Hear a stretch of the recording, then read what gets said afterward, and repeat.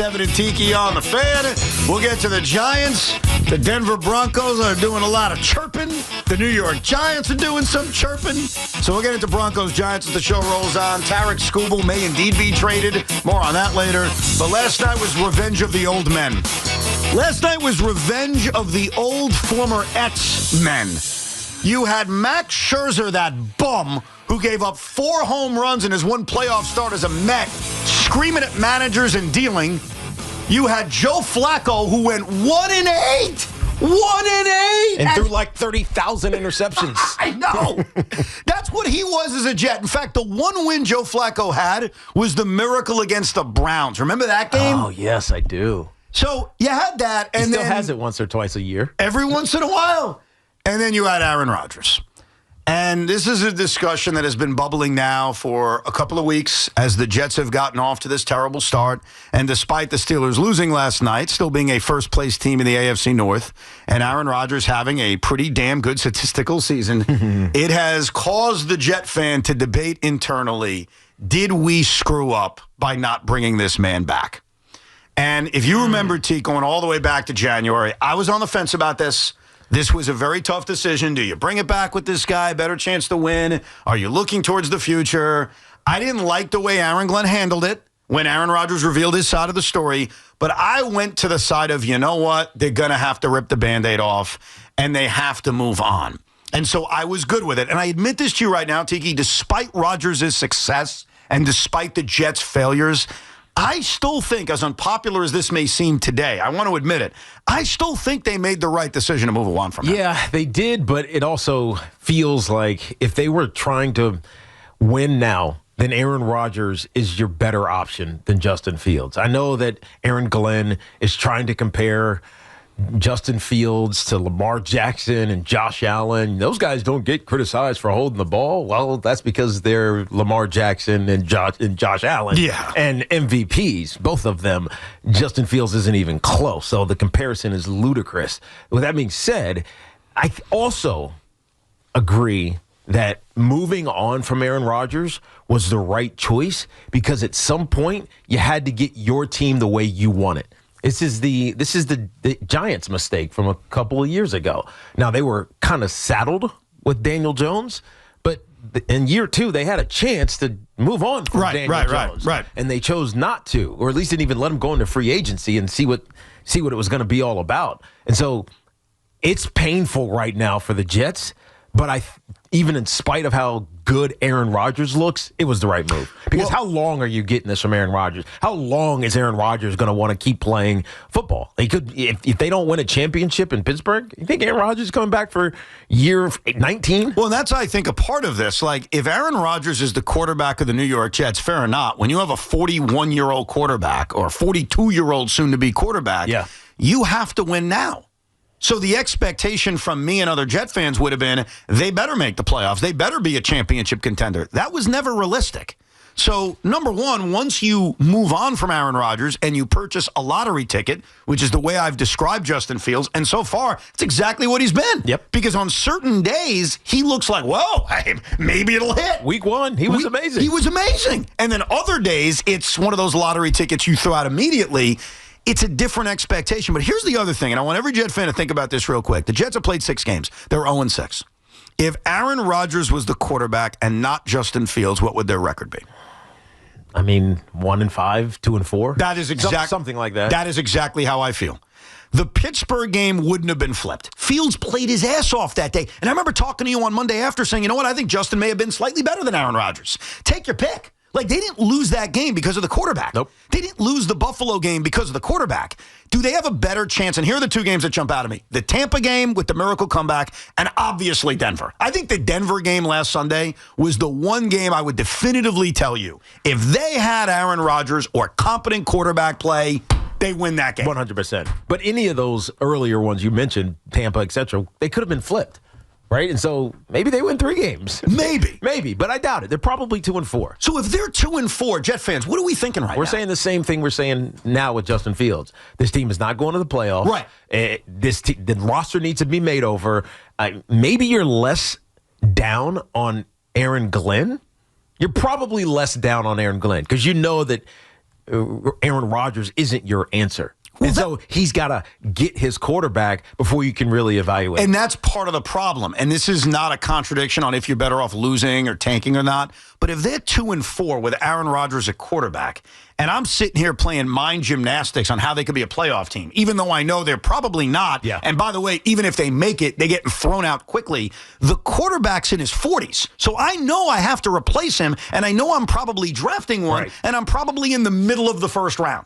So I think there was so many negatives to Rodgers being here and them winning a few more games. Now, if I came on the radio and said, Tiki, they're 5-1 with Aaron Rodgers, that's a different story. But I don't feel that way about this team.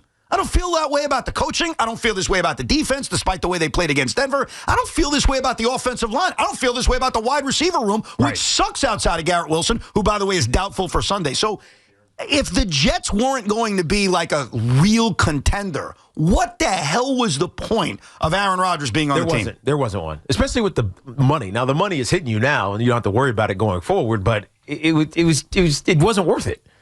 I don't think financially it was worth it. And again, all of this is in the context of this team is not the team that's going to ultimately win, no matter what happened this offseason with the quarterback or anyone else. This is not the team that's going to ultimately win for the Jets, meaning the players. Hopefully the coaches withstand this and they survive it, especially even if they go 2-15. But this is not the players on the field that are going to take this Jets team to where they need to be. Well, so toiling another year with Aaron Rodgers made no sense. And here's the thing, and I go through this with a lot of the teams I root for. Ultimately, we watch sports to be entertained, but we want to see our team win a championship. Yes. So would you rather be more entertained for a period of time? And you would be, by the way. We would be. No one's denying that. By the way, you would think you could win more. Yes. And so there is something to that.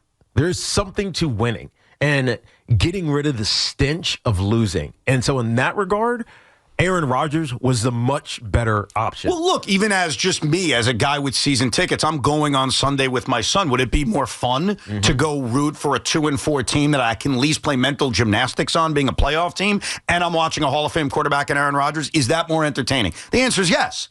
Does that get me closer to the ultimate goal? The answer is no. Well, it depends.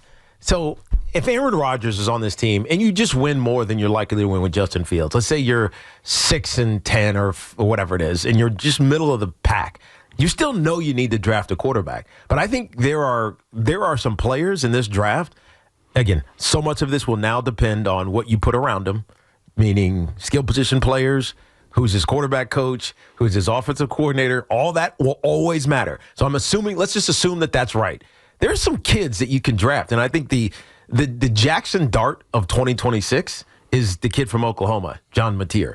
Right? He's got a gunslinger, Baker Mayfield type mentality, and he's fearless. And so he's not going to rate high, but man, that dude can win. Like, he knows how to get it done. And so there would be options if Aaron Rodgers was your quarterback and you won more than you're going to win with Justin Fields. Because with Justin Fields, it looks like you're getting the #1 overall pick. I mean, it feels that way. And so it's going to be like, all right, we can do whatever we want. Right. But if you had Aaron Rodgers, you probably would feel better about your head coach. You'd win more games. The close ones, you'd definitely be in position to win more so than now. And you can. There's so many kids that are just going to be from #1 to number 30 at quarterback in this draft. That is fair. Now, let me give you the negative on if Aaron Rodgers is here. And we all have to accept that this was a real possibility. Garrett Wilson may not be here because Garrett Wilson was done with Aaron Rodgers. And people could pick the side of Aaron Rodgers. They could pick the side of Garrett Wilson. All I know is that Garrett Wilson was done with that guy. Right. And so that was broken. Would that have been worth it? Nah, probably not. I'll ask my fellow Joe. With that. So instead of extending Garrett Wilson, in all likelihood, in this alternate universe where Aaron Glenn genuflects to Aaron Rodgers in that meeting instead of, according to Bad Tiki, trying to kill him, joking, of course, with some whole milk, right? Whole milk. Instead of any of that happening, Devontae Adams would have still been here, Rodgers would have been here, and Garrett Wilson probably would have been traded somewhere else. And I don't see how that's a better case scenario. And then you get into the boring stuff like the salary cap.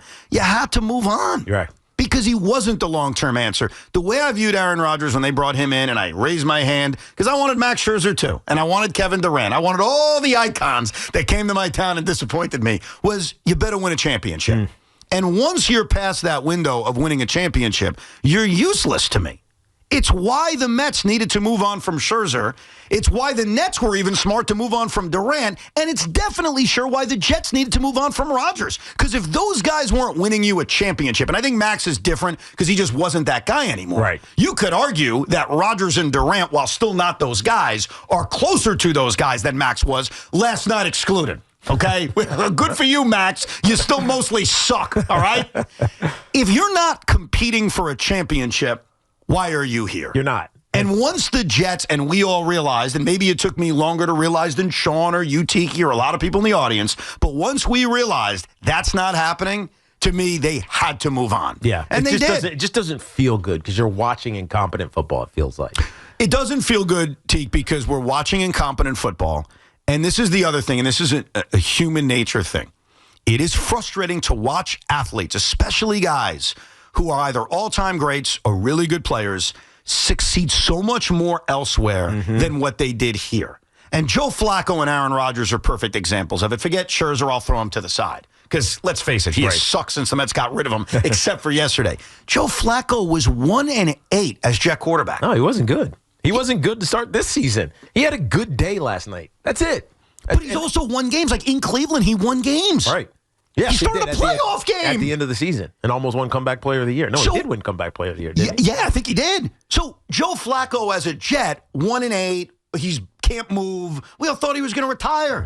And he's continuing his NFL career, maybe not as a star, but as a serviceable player. Aaron Rodgers, again, cooked 5-12. We'd suck.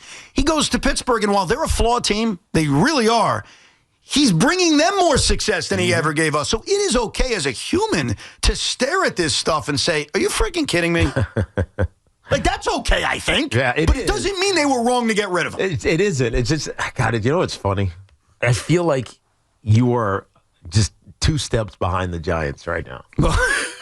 I'm being honest. I mean, because this is what the Giant fan felt like for the last couple of years. Like, what's the point? Why are we watching this nonsense? Why are we even going? This is not competitive. It's frustrating. Screw the coach, no matter how much success he had in his first year. We get everybody out of here, strip this thing down, and let's start over. Because you don't have a quarterback. And you don't have the right players around the quarterback or the defense or whatever it may be. Everything just feels wrong, even if some of it is slightly right. And then it changes as soon as you get the quarterback, the young quarterback, the guy who you can believe in and have faith, and you can see in your mind's eye 4 years from now being consistently viable in the postseason. Yeah. So the Jets are where the Giants were. You're just lost. You're in the I don't know, the ether of space. You're just lost. There's nowhere you're headed. You're just in nothing. And that's frustrating because it almost makes you say, what's the point? Yes. Oh, I think there are going to be a lot of Jet fans who, when they turn the TV on Sunday or they go to MetLife Stadium on Sunday, are going to ask a question of themselves, and it's a fair one. What am I doing with my life? Right. What is the point? So my advice is this, all right? This is what I'm telling myself. I'm going to MetLife Stadium to have a fun Sunday afternoon in nice weather with my oldest son. There you go. We're going to eat food. We're going to tell stories. We're going to walk around the concourse. We're going to sit down. I'm going to teach him that's a first down. Hopefully the Jets get 1 or 2 of those.